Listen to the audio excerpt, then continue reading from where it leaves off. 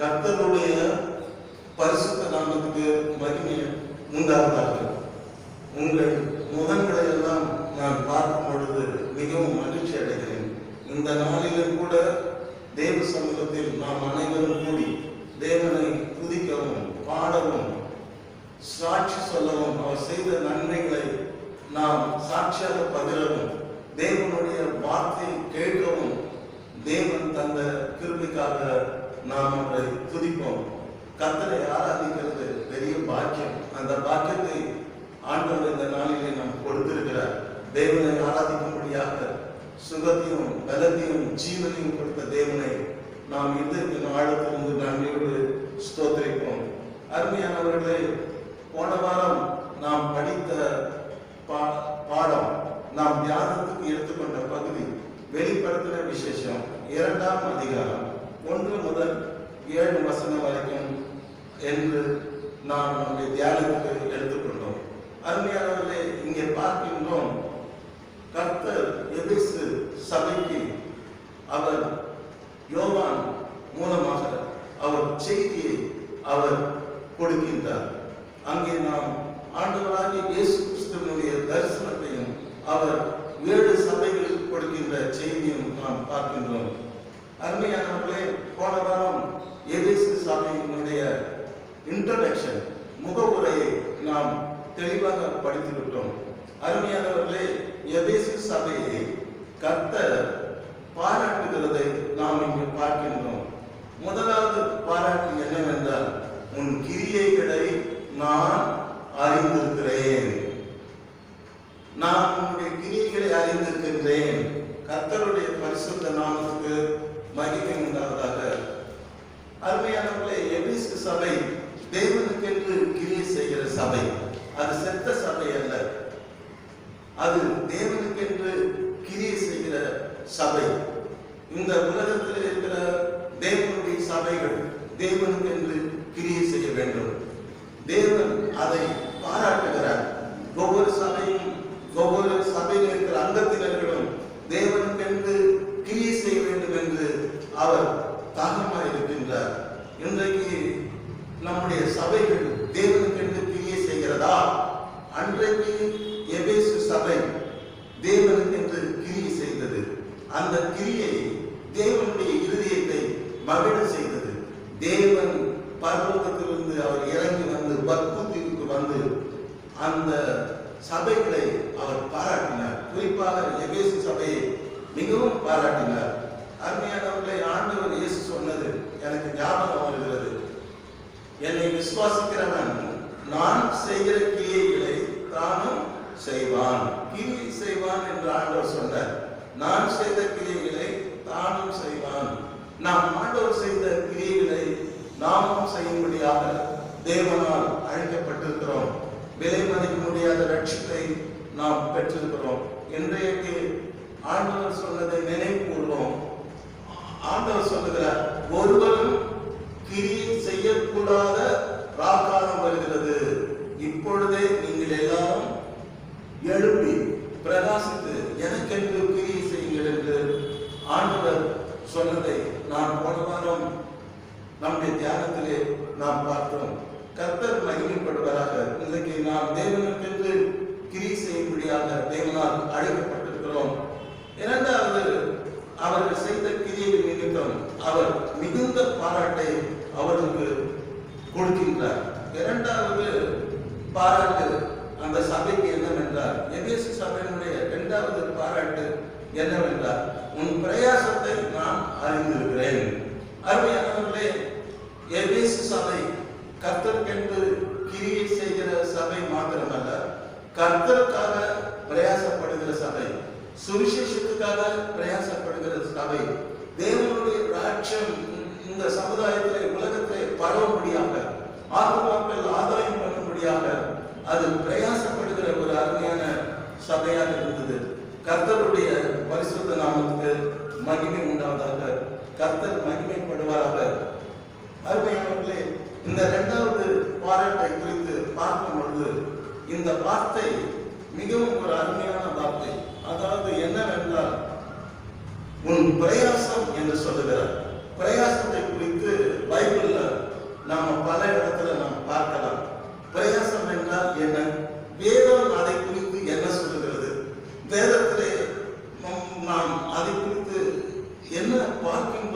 அந்த வார்த்தை குறித்து என்று இன்றைக்கு படிப்போம். அருமையானவர்களே, பிரசங்கி புஸ்தகம் 1ஆம் அதிகாரத்திலே பிரசங்கி சொல்லுகின்றான், மாயை மாயை, எல்லாம் மாயை என்று பிரசங்கி சொல்லுகிறான். சூரியனுக்கு கீழே மனுஷன் படுகிற எல்லா பிரயாசத்தினாலும் அவனுக்கு பலன் என்ன? இங்கே ஆண்டவர் இயேசு கிறிஸ்து எபேசு சபையின் பிரயாசத்தை பாராட்டுகிறார். இங்கே பிரசங்கி சொல்லுகிறான், கர்த்தருக்கு ஸ்தோத்திரம், உலக பிரகாரமாக சூரியனுக்கு கீழே மனுஷன் படுகிற எல்லா பிரயாசத்தினாலும் அவனுக்கு பலன் என்ன? இரவும் பகலும் மனிதன் பிரயாசப்படுகிறான். ஒரு சந்ததி போகிறது, இன்னொரு சந்ததி வருகிறது, பூமியோ நிலைத்திருக்கிறது. அவன் இரவும் பகலும் பாடுபட்டு ஒரு நாள் அவன் மறைந்து போகிறான். அவன் பிரயாசத்தினால் பலன் என்ன என்று பிரயாசத்தை அவர் கிரிட்டிசைஸ் பண்ணுவதை நாம் பார்க்கின்றோம். அருமையானவர்களை, இன்றைக்கு உழைக்கும் மனிதர்களை நாம் பார்க்கின்றோம். சிலர் அளவாக உழைப்பார்கள், சிலர் இரவும் பகலும் உழைப்பார்கள், நித்திரை இல்லாமல் உழைப்பார்கள், சாதாரணமாக உழைப்பார்கள். அவர்களை தான் பிரசங்கி சொல்லுகிறார். கர்த்தருடைய பரிசுத்த நாமத்துக்கு ஸ்தோத்திரம். அதே பிரசங்கி பிரயாசத்தை அவர் பாராட்டுகிறார். நீதிமொழிகள் 14ஆம் அதிகாரம் 23ஆம் வசனத்தில் சகல பிரயாசத்தினாலும் பிரயோஜனம் உண்டு என்று சொல்லுகிறார். அங்கே மனுஷன் சூரியனுக்கு கீழே படுகிற பிரயாசத்தினால் என்ன பலன் என்று சொன்ன அதே பிரசங்கி இந்த இடத்திலே சொல்லுகிறார். நீதிமொழிகள் 14:23, சகல பிரயாசத்தினாலும் பிரயோஜனம் உண்டு, பிரயாசப்படுங்கள், நீங்கள் உழைக்க வேண்டும், நீங்கள் பிரயாசத்தை அர்த்தமாய் எண்ணாமல் பிரயாசத்தினாலே பிரயோஜனம் உண்டு என்பதை நீங்கள் புரிந்து கொள்ள வேண்டும் என்று சொல்லுகிறார். இந்த வசனத்தை நான் படிக்கிறேன். சகல பிரயாசத்தினாலும் பிரயோஜனம் உண்டு. உதடுகளின் பேச்சோ வறுமையை மாத்திரம் தரும். வெறும் பேசிட்டே இல்லாம உடைங்க.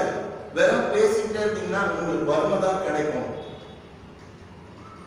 ஆனா நீங்கள் பிரயாசப்பட்டீர்களான உங்களுக்கு ஆசீர்வாதம் கிடைக்கும் என்று அங்கே சொல்லுவதை நாம் பார்க்கின்றோம். கர்த்தர் மகிமைப்படுவதாக. ஏசாயா தீர்க்கதரிசியின் புஸ்தகம் 55ஆம் அதிகாரம் 2ஆம் வசனத்திலே நாம் பார்க்கின்றோம். ஏசாயா தீர்க்கதரிசியின் மூலமாக ஆண்டவர் பேசுகிற திருப்தி செய்யாத பொருளுக்காக பிரயாசத்தை செலவழிப்பாங்க. அருமையானவர்களே, அந்த நாட்களிலே ஜனங்கள், தேவ ஜனங்கள் திருப்தி செய்யாத ஒரு பொருளுக்காக தங்கள் பிரயாசத்தை அவர்கள் செலவழித்தார்கள், பாடுபட்டார்கள், பிரயாசப்பட்டார்கள் இரவும் பகலும். ஆனால் அவருக்கு திருப்தியோ கிடைக்கவில்லை. இந்த வசனத்தை நான் படிக்கிறேன், கேளுங்கள். நீங்கள் அப்பம் அல்லாததற்காக பணத்தையும் திருப்தி செய்யாத பொருளுக்காக உங்கள் பிரயாசத்தையும் செலவழிப்பானேன். இங்கே நாம் அருமையாக இந்த வசனத்தை பார்க்கின்றோம். அப்பம் அல்லாததற்காக பணத்தையும் திருப்தி செய்யாத பொருளுக்காக உங்கள் பிரயாசத்தையும் செலவழிப்பானேன். It is not going to satisfy you at all, but you are toiling. நீ உழைக்கின்றாய், வேர்வை சிந்தி உழைக்கின்றாய். எதற்கு? உன்னை திருப்தி செய்யாத பொருளுக்காக என்று அங்கே ஆண்டவர் பேசுகிறார். சொல்லிவிட்டு ஆண்டவர் சொல்லுகிறார், இதெல்லாம் மறந்துடுங்க. நீங்க எனக்கு கவனமாய் செவி கொடுத்து நலமானதை சாப்பிடுங்கள். அப்பொழுது உங்கள் ஆத்மா கொழுப்பான பதார்த்தத்தினால் மகிழ்ச்சியா. கர்த்தருக்கு ஸ்தோத்திரம். ஆத்மாவின் மகிழ்ச்சி குறித்து பேசுகிறார். நாம் அடைய போகின்ற ஆசீர்வாதங்களை குறித்து ஆண்டவர் பேசுகிறார். திருப்தி செய்யாத பொருளுக்காக உங்கள் உழைப்பை, உங்கள் பிரயாசத்தை நீங்கள் செலவழித்து வாழ்க்கையில ஏமாந்த போகிறீர்கள். அது உங்களை சாட்டிஸ்ஃபை பண்ணவே இல்லை. ஆனால் எனக்கு செவி கொடுப்பீர்களானால் நீங்கள் நலமாயிருப்பீர்கள். எனக்கு செவி கொடுப்பீர்களானால் நீங்கள் ஆசீர்வாதமாயிருப்பீர்கள். நீங்கள் எனக்கு செவி கொடுப்பீர்களானால் உங்கள் சரீரம் மாத்திரம் அல்ல, உங்கள் ஆத்மா கொழுப்பான பதார்த்தத்தினால் மகிழ்ச்சியானது போல உங்கள் ஆத்மா மகிழ்ச்சியிலே பொங்கி திளைத்திருக்கும் என்று சொல்கிறார். ஆக மொத்தம் நாம் உலக பிரகாரமாகவே பிரயாசப்பட்டுக் கொண்டு திருப்தி செய்யாத காரியங்களுக்காகவே பிரயாசப்பட்டுக் கொண்டிராமல் நாம் தேவனுக்கு கவனமா செவி கொடுக்க வேண்டும் என்று தேவன் சொல்லுகிறார்.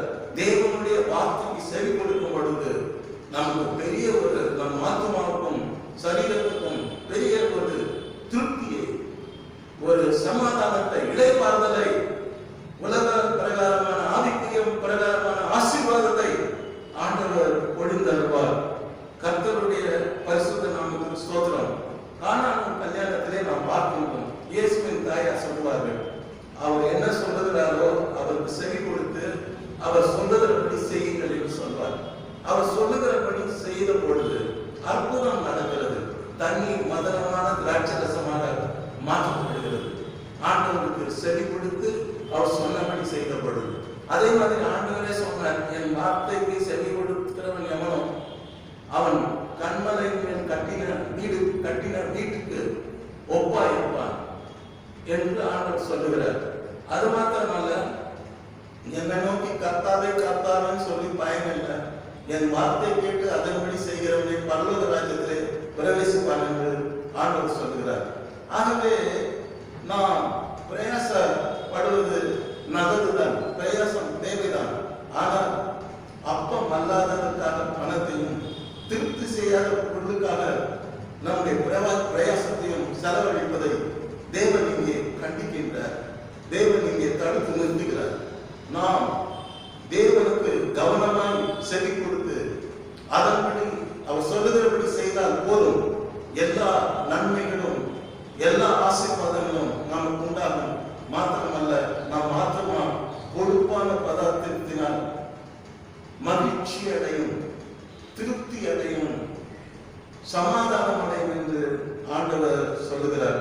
கர்த்தர் உங்களை ஆசீர்வதிப்பாராக. அருமையானவர்களே, தேவனுடைய ஜனங்கள் சிறைப்பட்ட காலத்திலே தேவன் அவர்கள் மேல் உக்கிர கோபம் உடையவராக இருந்தார். அந்த நாட்களிலே தேவன் எரேமியா மூலமாக 12ஆம் அதிகாரம் 13ஆம் வசனத்திலே கோதுமையை விதைத்தார்கள், முள்ளுகளை அறுப்பார்கள், பிரயாசப்படுவார்கள், பிரயோஜனம் அடைய மாட்டார்கள். பிரயாசப்படுவார்கள், ஆனால் எந்த பிரயோஜனமும் அவங்க அடைய மாட்டார்கள். கர்த்தருடைய உக்கிரவ கோபத்தினால் உங்களுக்கு வரும் பலனை குறித்து வெட்கப்படுங்கள் என்று சொல்லுகிறார். நீங்கள் பிரயாசப்பட்டாலும் எந்த பிரயோஜனமும் நீங்கள் அடைய மாட்டீர்கள்.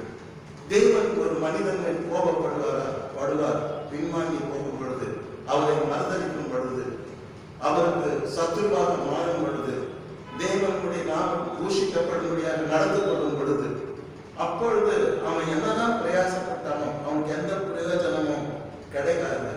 ஏனென்றால் தேவன் கோபமாயிருக்கிறார். ஆகவே நாம் தேவனிடத்திலே மனம் திரும்பி அவருடைய மனதுருக்கத்தை பெற்று அவருடைய அன்பை பெறும் பொழுது நம்முடைய ஆத்மா செலுத்தும்.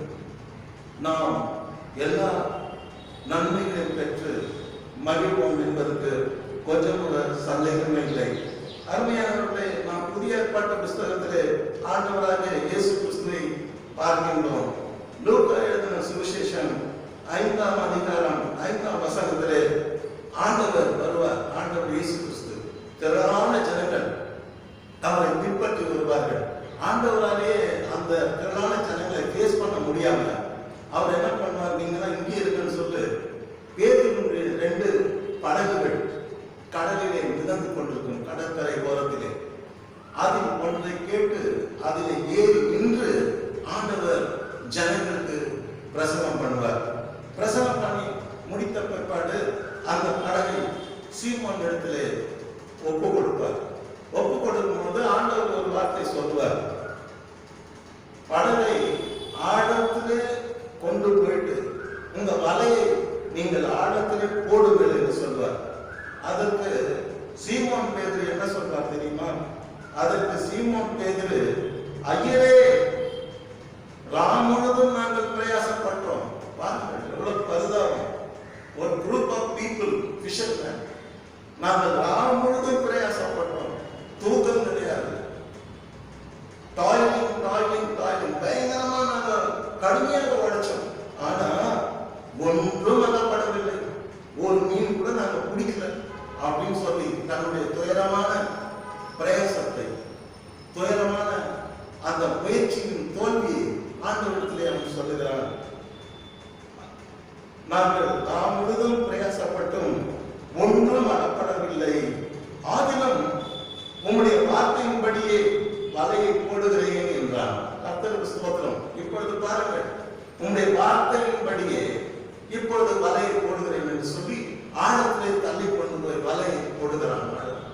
போட்ட உடனே ஆண்டவருடைய வார்த்தையின்படி அவன் செய்த பொழுது திரளான மீன்கள் அவனுக்கு கிடைத்தது. 2 படமாக நினைச்சு போச்சு. அவனாலே மேனேஜ் பண்ண முடியல. அவங்களால பிற நண்பர்களையும் கூப்பிட்டு உதவி கேட்கிறார்கள். அப்போது ஒரு ஆசீர்வாதம், நிரம்பி வழிகிற ஆசீர்வாதம். அது எப்பொழுது கிடைத்தது?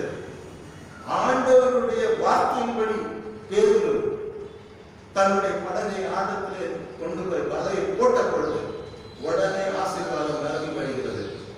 இங்கே நாம் 2 பிரயாசத்தை பார்க்கின்றோம். நாம் முழுதும் பிரயாசப்பட்டோம், ஒன்றும் கிடைக்கவில்லை. கிறிஸ்து இல்லாத பிரயாசம். இரண்டாவது, வலை கிழியத்தக்கதாக மீன்கள் கிடைத்திருக்கிறது, படகு நிரம்பி வழிகிற ஆசீர்வாதம். இது கிறிஸ்துவோடு படுகிற பிரயாசம். நம்முடைய வாழ்க்கையிலே கிறிஸ்துவோடு கூட நாம் எந்த பிரயாசத்தை பட்டாலும் அது பலன் உண்டு. கிறிஸ்து இல்லாத படுகிற பிரயாசத்துக்கு ஒன்றும் கிடைக்காது என்றுதான் இங்கே நாம் பார்க்கின்றோம். என்னை எல்லாமே உங்களால் செய்ய முடியாது. நாம் இயேசு அப்பாவோடு சேர்ந்து நம்முடைய காரியங்களை செய்யும் பொழுது நம்முடைய காரியங்களை தேவன் பார்க்கப்படுவார், நம்முடைய காரியங்களை தேவன் ஆசீர்வதிப்பார் என்று நாம் பார்க்கின்றோம். அருமையான தேவனுடைய பிள்ளைகளே, இங்கே 2 பிரயாசத்தை நான் அறிந்திருக்கிறேன் என்று ஆண்டவர் சொல்லும்போது 2 பிரயாசம் பைபிள்ல இருக்குது. ஒண்ணு உலக பிரகாரமான பிரயாசம். உலக பிரகாரமான உலகத்திலே வாழ்வதற்கு தேவையான பொருட்களை சம்பாதிக்கிறதுக்கு, பணத்தை சம்பாதிக்கிறதுக்கு படுகிற பிரயாசம். இன்னொன்று ஆவிக்குரிய பிரயாசம் என்று இன்னொன்று இருக்கிறது. அந்த ஆவிக்குரிய பிரயாசத்தை தான் ஆண்டவர் எபேசு சபையை பார்த்து பாராட்டினார். உன் பிரயாசத்தை அறிந்திருக்கிறேன், I appreciate it, I am happy about it, I love it, I like it என்று எபேசு சபையை பாராட்டினார். இங்கே பார்க்கின்றோம் ஸ்பிரிச்சுவல் எஃபோர்ட்ஸ், ஆவிக்குரிய பிரயாசத்தை நாம் பைபிளில் பார்க்கலாம். ரோமருக்கு எழுதின நிருபம் 14ஆம் அதிகாரம் 6ஆம் வசனத்திலே பவுல் ரோம ஊழியருக்கு நிருபத்தை எழுதுவார்.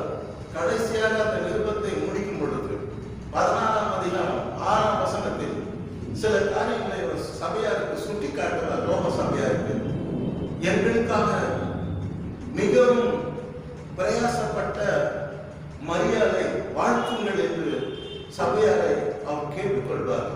மரியாதை கனம் பண்ணுங்கள், மரியாதை வாழ்த்துங்கள். நான் ரோமாபுரிக்கு சுவிசேஷத்தை அறிவிக்க வந்த பொழுது மரியாள் என்னோடு கூட மிகவும் பிரயாசப்பட்டார்.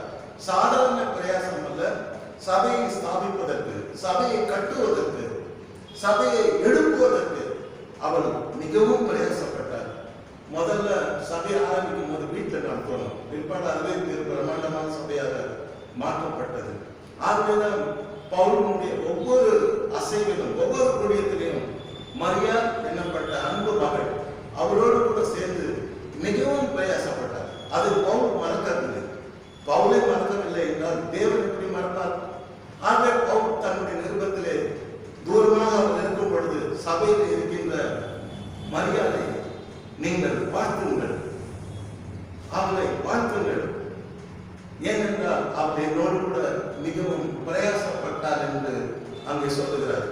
கிறிஸ்துவுக்காக பிரயாசப்படுதல், சுவிசேஷத்துக்காக பிரயாசப்படுதல், ஆத்மாக பணிக்காக பிரயாசப்படுதல், திருச்சபையை ஸ்தாபிப்பதற்காக பிரயாசப்படுதல், இப்பேற்பட்ட காரியங்களை தேவன் பாராட்டுகிறார்.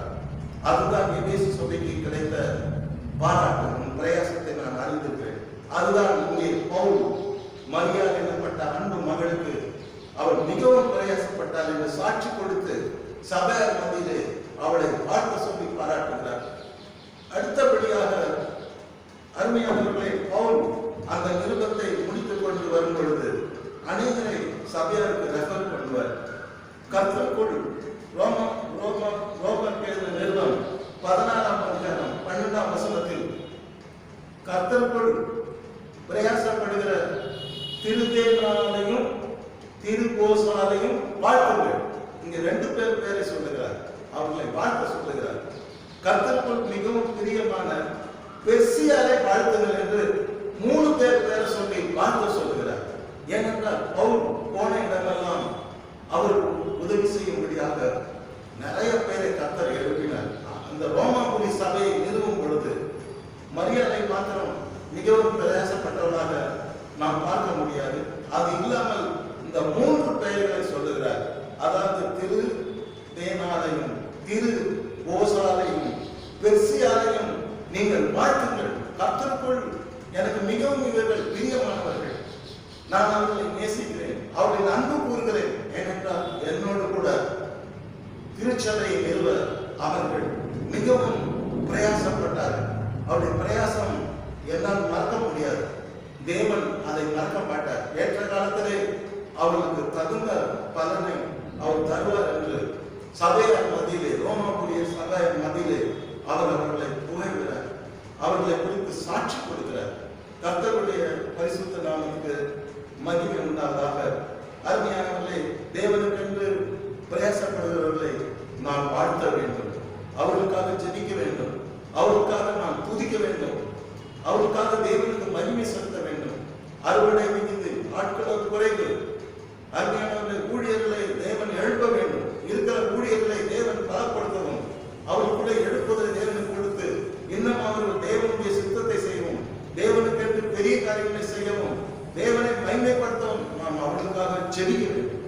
இதை பவுல் சொல்லிக் கொடுக்கிறார். கர்த்தருடைய பரிசுத்த நாமத்துக்கு ஸ்தோத்திரம் உண்டாவதாக. அருமையானவர்களே, எல்லாரும் தேவனுக்கென்று பிரயாசப்பட முடியாது. யார் தேவனுடைய கிருபையை பெற்றிருக்கிறார்களோ அவர்கள் தான் தேவனுக்கு பிரயாசப்பட முடியும். அவர்கள் தான் தேவனுக்கென்று பிரயாசப்படுவார்கள். அவர்கள் தேவனுடைய கிருபையை பெற்றவர்கள், அவருடைய கிருபையினால் நிரம்பி வழிகிறவர்கள். அப்பேற்பட்டவர்கள் தேவனுக்கென்று பிரயாசப்படுவார்கள். இதை பவுல் கொரிந்து சபைக்கு எழுதுகிறார். 1 கொரிந்தியர் 15ஆம் அதிகாரம் 10ஆம் வசனத்தை நாம் படிக்கின்றோம். ஆகிலும் நான் இருக்கிறது தேவ கிருபையினாலே இருக்கிறேன் என்று சொல்லுகிறார். அருமையானவர்களே, பவுல் மிகவும் பெரிய ஊழியர், மிகவும் படித்தவர், எல்லா விதத்திலும் அவர் உயர்ந்த மனிதன்.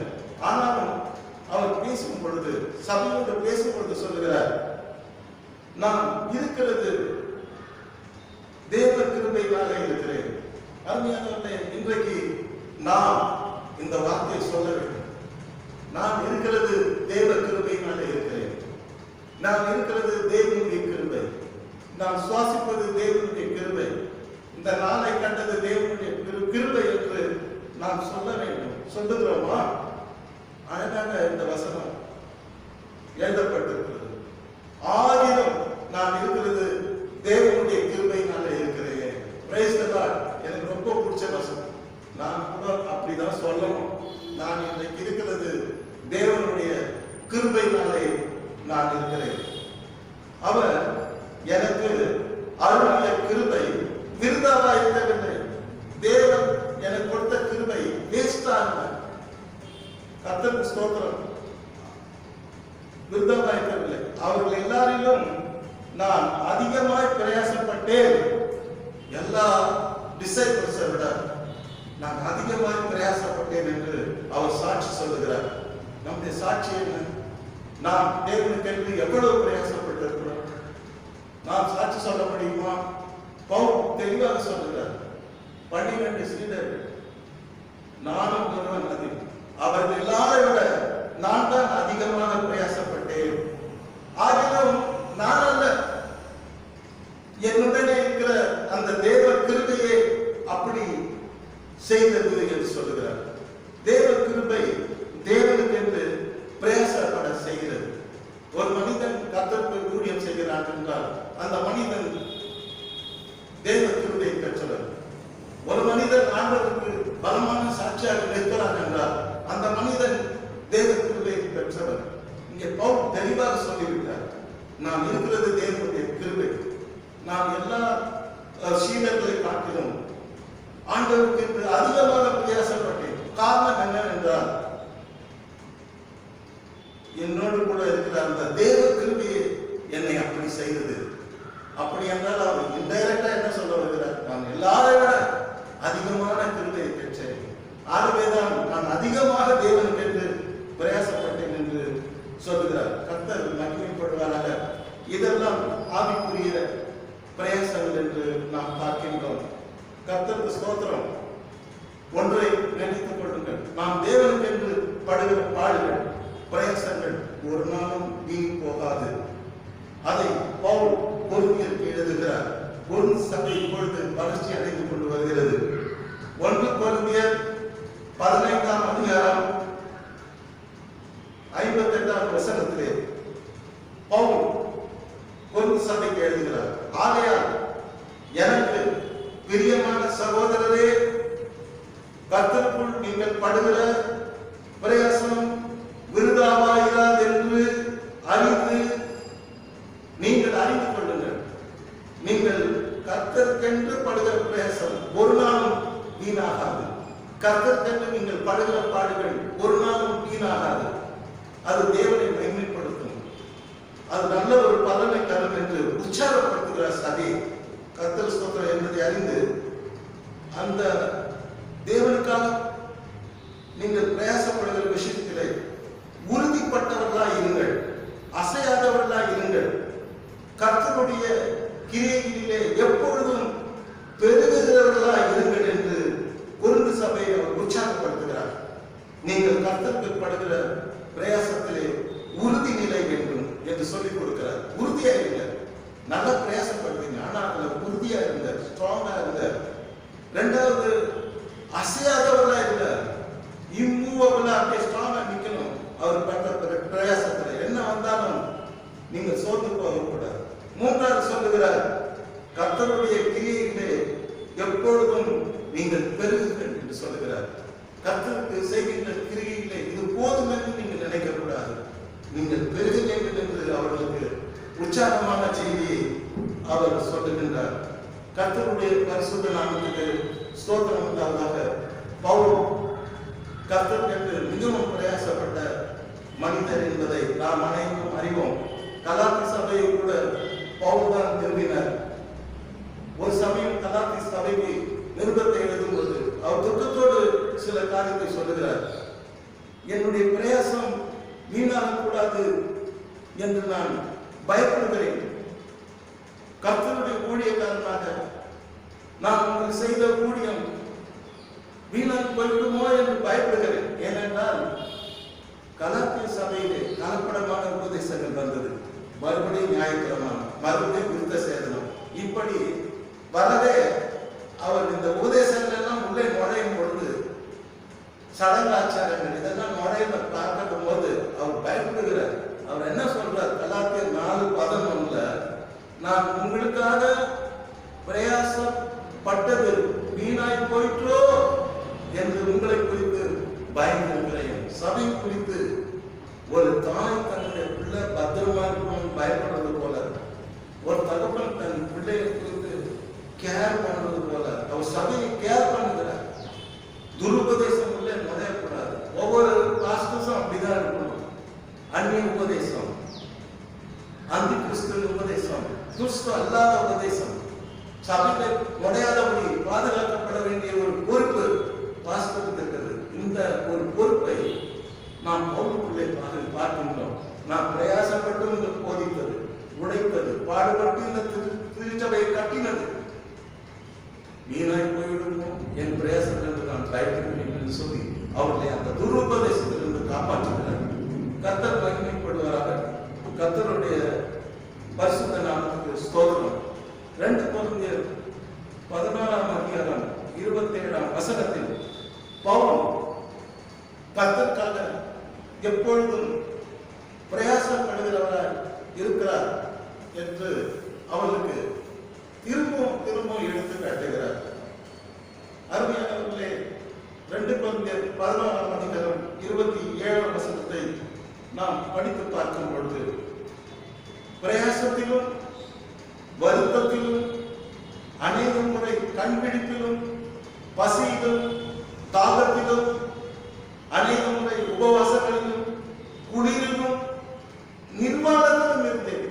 What a man, what a great man. அவரோடு கூட நாம் பாடுபடுவோமானால் அவரோடு கூட நாம் மகிமைப்படுவோம். கர்த்தருக்கு ஸ்தோத்திரம். நாம் ஆண்டவருக்காக என்ன பாடுபடுவோம், என்ன பிரயாசப்படுகிறோம், என்ன கிரியைகளை இன்றைக்கு நாம் செய்கிறோம் என்பதை இன்றைக்கு நாம் நம்முடைய தேவனுடைய சமூகத்தில் நாம் ஆராய்ந்து பார்க்க வேண்டும். பவுல் சொல்லுகிறார், நான் எப்படியெல்லாம் கர்த்தருக்காக பிரயாசப்பட்டேன் என்று சொல்வதை கேட்கும் பொழுது எனக்கே துக்கமாக இருக்கிறது. அவர் பிரயாசத்தை பார்க்கும் பொழுது ரொம்ப ஆச்சரியமாக இருக்கிறது. பிரயாசத்திலும் வருத்தத்திலும் அவர் எவ்வளவு வருத்தப்பட்டிருக்கிறார். அநேக முறை தூக்கம் இல்லாமல் உழைத்திருக்கிறார். கண்பிடிப்பு, மிஷனரி பயணங்களிலே கண்பிடிப்பு, விபத்துகள், ஆக்சிடென்ட்ஸ், பசி, தாகம் என்று சொல்லுகிறார். நாம் பசி என்றால் என்ன தெரியாது, இன்னும் சொல்ல போனால் தாகம் கூட நமக்கு தெரியாது, எல்லாம் நமக்கு கிடைக்கிறது. ஆனால் பசிக்கும் தாகத்திலும் சுவிசேஷத்துக்காக பாடுபட்டவர் பரிசுத்த பவுல். அநேக முறை உபவாச ஊழியம் செய்திருக்கிறார். உபவாசம். அடுத்து சொல்லுகிறார், குளிர், வாட்டர் மேன். குளிர் எடுத்தது, ஆனால் சரியான போர்வை இல்லை, சரியான படுக்கை இல்லை. கடைசியாக சொல்லுகிறார், நிர்வாணத்திலும் கூட நான் இருந்திருக்கிறேன், வெட்கப்படாமல் சொல்லுகிறார். அப்படியானால் அவர் நிர்வாணத்தையும் சந்தித்திருக்கிறார். ஆண்டவர் மகிமைப்படுவார்கள். இப்பேற்பட்ட ஊழியர்கள் இன்றைக்கு உலகம் முழுவதும் எழுத வேண்டும். இப்பேற்பட்ட ஊழியர்கள் இன்றைக்கு திருச்சபைக்கு வேண்டும். இந்த இந்திய தேசத்துக்கு, பாரத தேசத்துக்கு இப்பேற்பட்ட ஊழியர்கள் வேண்டும். இப்பேற்பட்ட பவுல் தான் ஒரு உலகத்தை அசைக்க முடியும். கர்த்தர் இப்பேற்பட்டவர்களை எழுப்பும்படியாக நாம் இந்த நாளிலே செபிப்போம். கர்த்தரை நோக்கி பார்ப்போம். கர்த்தருக்கு மகிமை உண்டாவதாக. அடுத்தபடியாக பவுலுடைய நம்பிக்கை என்னவென்றால், நான் வீணாக பிரயாசப்படவில்லை என்று சொல்லுகிறார். வருத்தமோ, கண்பிடிப்போ, பசியோ, தாகமோ, உபவாசமோ, குளிரோ, நிர்வாணமோ, எத்தனை பிரச்சனை வந்தாலும் சரி, நான் வீணாக பிரயாசப்படவில்லை. என் பிரயாசம் பெரிய காரியங்களை தேவனுக்கு என்று செய்தது என்று அவர் மறைமுகமாக அவர் தெரிவிக்கின்றார். பிலிப்பியர் நிருபம் 2:14 பவுல் சொல்லுகிறார், நான் வீணாக ஓடினதும் வீணாக பிரயாசப்பட்டதும் இல்லை. நான் வீணாக பிரயாசப்படவில்லை, வீணாக ஓடவில்லை என்கிற மகிழ்ச்சி கிறிஸ்துவின் நாளில் எனக்கு உண்டாயிருப்பதற்கு ஜீவ வசனத்தை பிடித்துக் கொண்டு உலகத்திலே சுடர்களை போல பிரகாசிக்கிற நீங்கள் என்று சொல்லுகிறார். நாம் அதற்கெல்லாம் போக முடியாது. நம்முடைய சப்ஜெக்டுக்கு வருவோம். நான் வீணாக ஓடவில்லை என்று சொல்லுகிறார். நான் வீணாக பிரயாசப்படவில்லை என்று சொல்லுகிறார். அருமையானவர்களே, அவர் வீண் பிரயாசங்களை தவிர்த்து சரியாக ஆண்டவருக்கு என்று பிரயாசப்பட்டார். இதனுடைய மகிழ்ச்சி, இந்த தேவனுக்காக பிரயாசப்பட்ட மகிழ்ச்சி 2ஆம் வருகையிலே அவருடைய சமூகத்தில் நிற்கும் பொழுது எனக்கு மூலத்தனையாய் உண்டாகும் என்று அவர் மகிழ்ந்து சாட்சி சொல்கிறார். அருமையானவர்களே, கர்த்தருக்காக நாம் படுகிற பிரயாசங்கள் ஒரு நாளும் அது வீண் போகாது. அது நல்ல பலனை கொடுக்கும் என்பதை நாம் புரிந்து கொண்டு தேவனை நன்றியோடு ஸ்தோத்திரிப்போமாக. அருமையானவர்களே, ஒவ்வொரு நிருபத்திலும் தேவன் தனக்கு செய்த காரியத்தை பவுல் சாட்சியாக அறிவித்துக் கொண்டே இருப்பார். கர்த்தருக்கு ஸ்தோத்திரம். 1 தெசலோனிக்கேயர் 1:2 தேவனுக்கு பிரியமான சகோதரரே, உங்கள் விசுவாசத்தின் கிரியையில் உங்கள் அன்பின் பிரயாசத்தையும் என்று சொல்லுகிறார். தெசலோனிக்கேயருடைய பிரயாசம் அன்பினால் கலந்த பிரயாசம் என்று பவுல் சாட்சி கொடுக்கிறார். அங்கே தெசலோனிக்கேயரே தேவனுக்கு என்று பிரயாசப்படுகிறார்கள், அன்பினால் பிரயாசப்படுகிறார்கள். கட்டளையினால் அல்ல, பலவந்தத்தினால் அல்ல, அல்லது ஒரு ஊழியக்காரர் சொன்னதற்காக அல்ல. அவர்களே தேவனுடைய அன்பினால் நிறைந்து தேவனுக்கு என்று பிரயாசப்பட்டதை சாட்சி 1 தெசலோனிக்கேயர் 1ஆம் அதிகாரம் 2ஆம் வசனத்தை பார்க்கலாம். உங்கள் நம்பிக்கை, உங்கள் பொறுமை நம்முடைய பிதாவாகிய தேவனுக்கு முன்பாக நாங்கள் இடைவிடாமல் நிறைவு கொண்டு நாங்கள் தேவனை துதிக்கிறோம் என்று சொல்லி தேவனை அவர் மகிமைப்படுத்துகிறார். இங்கே பார்க்கும் பொழுது பவுல் தெசலோனிக்கே சபையை நிறுவினவர், ஸ்தாபித்தவர். அவர் சொல்லுகிறார், உங்கள் அன்பின் பிரயாசம் என்று சொல்லுகிறார். அருமையானவர்களே, அந்த சபையார் ஒவ்வொருவரும் தேவன் மேல் வைத்த அன்பின் நிமித்தம் ஆண்டவருக்கு என்று ஊழியம் செய்தார்கள், பிரயாசப்பட்டார்கள். சுவிசேஷத்தை அவர்கள் அறிவிக்க பிரயாசப்பட்டார்கள், ஆத்துமக்களை ஆதாயம் பண்ண பிரயாசப்பட்டார்கள், திருச்சபையை அவர்கள் ஸ்தாபிக்க பிரயாசப்பட்டார்கள். அந்த பிரயாசத்தை அன்பின் பிரயாசம் என்று சொல்லி பவுல் பாராட்டுகிறார். கர்த்தருக்கு ஸ்தோத்திரம். கர்த்தர் மகிமைப்படுவாராக. அருமையானவர்களே, கர்த்தர் இந்த வேளையிலே நாம் கர்த்தரை நோக்கி பார்க்கும் பொழுது நாம் தேவனுக்கு என்று பிரயாசப்பட வேண்டும். நம்முடைய பொற்பிதாக்கள் தேவனுக்கு என்று அதிகமான பிரயாசப்பட்டார்கள் என்று நாம் பரிசுத்த வேதாகமத்திலே பார்க்கலாம். பவுல் கடைசியாக சொல்வார், 2 தெசலோனிக்கேயர் 3ஆம் அதிகாரம் 8ஆம் வசனத்தில், நான் ஒருவனிடத்திலும் இலவசமாய் சாப்பிடாமல் உங்களில் ஒருவனுக்கும் பாரமாயிராதபடிக்கு இரவும் பகலும் பிரயாசத்தோடும் பக்தத்தோடும் வேலை செய்து சாப்பிட்டேன். Praise the Lord. அருமையானவர்களே, அவர் சுவிசேஷ ஊழியம் செய்கிறவர்கள். அவர்கள் எங்கே ஊழியம் செய்கிறார்களோ அவர்கள் மூலமாய் போஷிக்கப்படவும் அவர்களுக்கு உரிமை இருக்கிறது. ஆனாலும் அதையெல்லாம் எதிர்பார்க்கவில்லை. நான் வேலை செய்து சாப்பிட்டேன் என்று ஒரு சாட்சியை கொடுக்கிறார். அப்படி என்றால் எந்த கைமாறும் கருதாமல் ஆண்டவருக்கு என்று அவர் பிரயாசப்பட்டார், ஆண்டவருக்கு என்று அவர் ஊழியம் செய்தார். கர்த்தர் மகிமைப்படுவாராக. அருமையானவர்களே, கடைசியாக ஒரு வசனத்தை நான் கொண்டு வர விரும்புகிறேன். வெளிப்படுத்தின விசேஷம் 14ஆம் அதிகாரம் 13ஆம் வசனம். பின்பு பரலோகத்திலிருந்து ஒரு சத்தம் உண்டாக கேட்டேன். அது கர்த்தருக்குள் மரிக்கிறவர்கள் இது முதல் பாக்கியவான்கள் என்று எழுது. அவர்கள் தங்கள் பிரயாசங்களை விட்டொழிந்து இளைப்பாறுவார்கள். Praise the Lord. அவர்கள் தங்கள் பிரயாசங்களை விட்டொழிந்து இளைப்பாறுவார்கள். இப்பொழுது கர்த்தருக்காக பிரயாசப்பட்டவர்கள் பரலோகத்திலிருந்து வருகிற சத்தம் உங்களுக்கு பெரிய இளைப்பாறுதல் காத்துக் கொண்டிருக்கிறது. அருமையானவர்களே, கர்த்தருக்காக பிரயாசப்படுகிறவர்களுக்கு பரலோகம் அவர்கள் பிரயாசத்தை முடித்துவிட்ட பிற்பாடு பரலோகமே அவர்களை வரவேற்க காத்துக் கொண்டிருக்கிறது. பரலோகம் அவர்களை ஆசீர்வதிக்க காத்துக் கொண்டிருக்கிறது. பரலோகத்தின் தேவன் அவர்களுக்கு இளைப்பாறுதலையும் பெரிய மகிழ்ச்சியும் கொடுக்க அவர் காத்துக் கொண்டிருக்கிறார். கர்த்தருடைய பரிசுத்த நாமத்துக்கு மகிமை உண்டாக.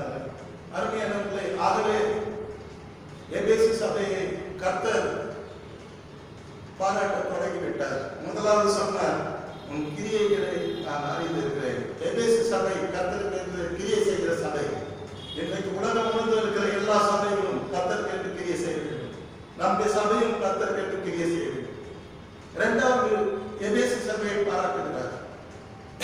நீ எனக்காக பிரயாசப்பட்ட சபை, உன்னை நான் மெச்சிக் கொள்கிறேன், பாராட்டுகிறேன் என்று அந்த சபையை பற்றி சந்தோஷமாக பாராட்டுகிறார். இன்றைக்கு நாம் தேவனுக்கு என்று எதை செய்தாலும் அதை ஆண்டவர் நினைவிலே வைத்து அவர் நம்மை பாராட்டுவார், நம்மை ஆசீர்வதிப்பார். இரண்டாம் வருகையிலே பிதாவுக்கு முன்பாக தூதருக்கு முன்பதாக நம்மை அறிக்கை செய்வார். கர்த்தருடைய பரிசுத்த நாமத்துக்கு மகிமை உண்டாவதாக. இன்றைக்கு நாம் படித்த பாடத்திலே ஒன்று உலக பிரகாரமான பிரயாசம், மற்றொன்று ஆவிக்குரிய பிரயாசம். அருமையானவர்களே, உலகத்திலே வாழ வேண்டும் என்றால் நமக்கு உலக பிரகாரமாக பிரயாசப்பட வேண்டும். நியாயமான பிரயாசங்களை பட்டு நாம் உலக காரியங்களுக்காக நாம் பிரயாசப்பட வேண்டும். அதே சமயத்திலே ஆவிக்குரிய பிரயாசம், ஆவிக்குரிய பிரயாசம் தான் இன்றைக்கு நமக்கு தேவை.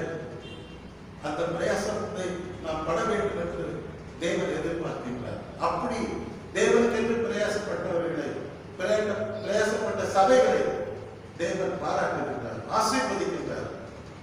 அந்த சபைக்காக தான் அவர் இன்றைக்கு காத்துக் கொண்டிருக்கிறார். நம்முடைய சபை இன்றைக்கு கர்த்தருக்கு கிரியை செய்கிற சபையாக, கர்த்தருக்கு பிரயாசப்படுகிற சபையாக தேவன் நம்முடைய சபையை மாற்றி அமைப்பாக. நீதி காரியங்களை நாம் பிற்பாடு படிப்போம். கர்த்தருக்கே மகிமை உண்டாவதாக. ஆமென். God bless you.